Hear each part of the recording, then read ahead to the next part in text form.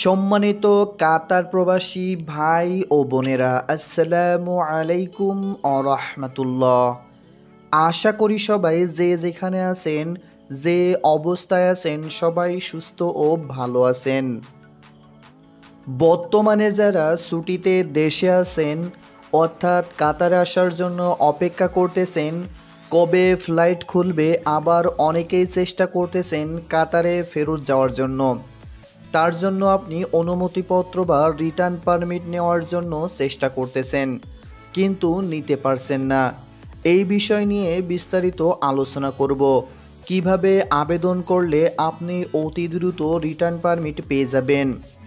বন্ধুরা, এই ভিডিওর মাধ্যমে আপনাদের আমি মোবাইল স্ক্রিনের মাধ্যমে দেখিয়ে দেব কিভাবে রিটার্ন পারমিটের জন্য কাতার পোর্টালে আবেদন করতে হয়।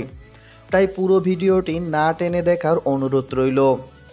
আমরা অনেক ভিডিওতে দেখেছি, সেখানে বলা হয়েছে যে কাতার পোর্টালের মাধ্যমে কাতারের যে কোনো একটি সিম যারা দেশে নিয়ে গেছেন সেই সিমের মাধ্যমে একটি অ্যাকাউন্ট খুলে রিটার্ন পারমিটের জন্য আবেদন করে রিটার্ন পারমিট নিতে পারবেন।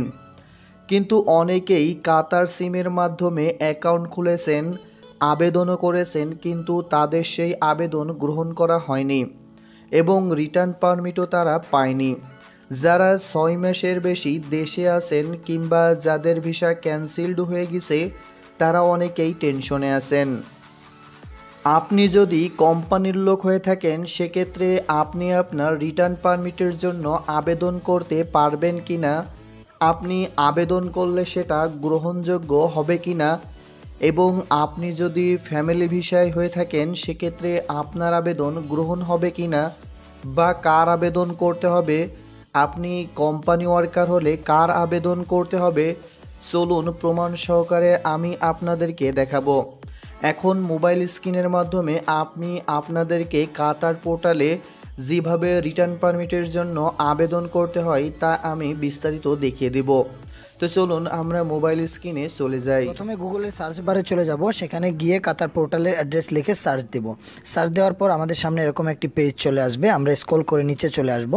নিচে আসার পর এখানে অ্যাকাউন্ট ক্যাটাগরি আমাদেরকে চয়েস করতে হবে। আমরা Qatari citizen and resident account choice করে দেব। তারপর এখানে দিব আমাদের কাতার আইডি। কাতার আইডি দেওয়ার পর নিচে এখানে মোবাইল নাম্বার দেওয়ার জন্য একটা অপশন আছে, এখানে আমরা মোবাইল নাম্বার দিব। মোবাইল নাম্বার দেওয়া হয়ে গেলে আই এম নট রোবটে ক্লিক করব।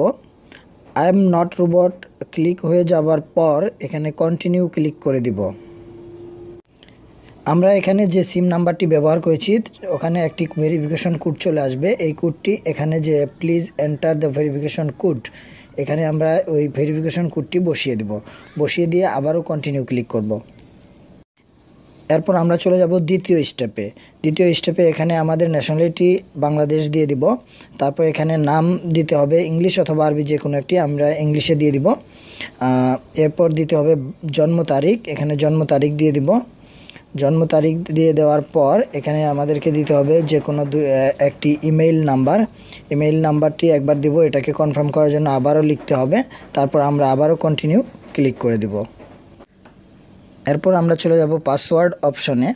পাসওয়ার্ড অপশনে গিয়ে আমাদেরকে এখানে একটি পাসওয়ার্ড দিতে হবে। অবশ্যই পাসওয়ার্ডটি সংখ্যা এবং অক্ষর দুটি মিলিয়ে দিতে হবে। তারপর আমরা কন্টিনিউ ক্লিক করে দেব। কন্টিনিউ ক্লিক করে দেওয়ার পর এখানে দেখতে পাচ্ছেন যে পাসওয়ার্ড সেভ করার একটি অপশন চলে এসেছে। আমরা পাসওয়ার্ডটি সেভ করে দেব। আমাদের অ্যাকাউন্টটি কমপ্লিট হয়ে গেছে। তো আমাদের অ্যাকাউন্টটি দেখতে পাচ্ছেন অলরেডি কমপ্লিট হয়ে গেছে, রেজিস্টার্ড দেখাচ্ছে এখানে। তো এরপর আমরা এখান থেকে ব্যাক করব। ব্যাক করে মেইন মেনুতে চলে যাব। মেইন মেনুতে যেখান থেকে আমাদের নাম, আমাদেরকে এন্ট্রি পারমিটের জন্য আবেদন করতে হবে সেখানে চলে যাব। তো এন্ট্রি পারমিট আপনারা দেখতে পাচ্ছেন এখানে লগ ইন করতে হবে। প্রথমে লগ ইন অপশনে গিয়ে লগ ইন করব। লগ ইন করার জন্য আমাদেরকে এখানে ইউজার নেম, যেটা আমরা ব্যবহার করছি, ইউজার নেম এবং পাসওয়ার্ড দিতে হবে। ইউজার নেম এবং পাসওয়ার্ডটি দিয়ে আমরা কন্টিনিউ করে দিব। এরপর আমরা স্ক্রল করে নিচে চলে যাব। নিচে গিয়ে অ্যাপ্লাই অনলাইন যেখানে দেখতে পাচ্ছেন সেখানে অ্যাপ্লাই অনলাইনে ক্লিক করব। অ্যাপ্লাই অনলাইনে ক্লিক করার পর আমরা এখানে অ্যাপ্লিকেশন ইনফরমেশন দেওয়া থাকবে, এখানে দেখুন। প্রথম যে অপশনটি দেওয়া আছে শুধুমাত্র এই অপশনটি কোম্পানিতে যারা চাকরি করেন তাদের জন্য। এখানে লেখা আছে I am applying for company employ, মানে আমি আমার কোম্পানির লোকের জন্য আবেদন করছি, কোম্পানির শ্রমিকের জন্য আবেদন করছি, এরকম আর কি। তো এখানে অ্যাপ্লাই করতে হলে আপনাকে কি দিতে হবে, এখানে এস্টাবলিশমেন্ট আইডি মানে সংস্থা, যে সংস্থায় আপনি কাজ করেন সেই সংস্থার আইডি দিতে হবে, আপনার স্পন্সরের আইডি দিতে হবে এবং অ্যাপ্লিক্যান্ট আইডি এবং যে আপনার জন্য আবেদন করবে তার আইডি, 3টা আইডি লাগবে। তো এর মাধ্যমে আপনি বুঝতে পারছেন যে আপনি নিজে দেশে থেকে কখনোই আপনার জন্য আবেদন করতে পারবেন না। অবশ্যই আপনার রিএন্ট্রি পারমিটের জন্য আপনার কফিলকে আবেদন করতে হবে। ওকে, তো দ্বিতীয় যে বিষয়টি আছে এখানে আমি এখন দেখাবো, I am applying for my family.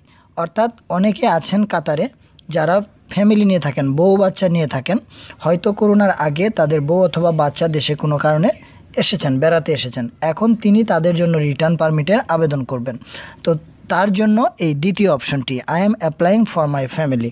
তো এই দুটি অপশন ছাড়া এই গুগল পোর্টালে আর কোনো অপশন নাই।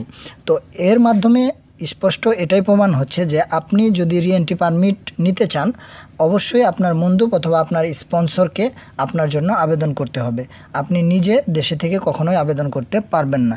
তবে হ্যাঁ, আপনি এটা করতে পারেন, কাতার পোর্টালে আপনি একটা অ্যাকাউন্ট করে আপনার মন্দুবকে ফোন করে বা আপনার স্পন্সরকে ফোন করে জানিয়ে দিতে পারেন যে কাতার পোর্টালে আপনি একটি অ্যাকাউন্ট খুলেছেন। তো সেখানে আপনার যে জিমেইল নাম্বারটা থাকবে সেখানে আপনার রিএন্ট্রি পারমিটটা চলে আসবে যখন আপনার কোম্পানি বা আপনার মন্দুব আপনার জন্য আবেদন করবে। আশা করি বিষয়টি বুঝতে পেরেছেন।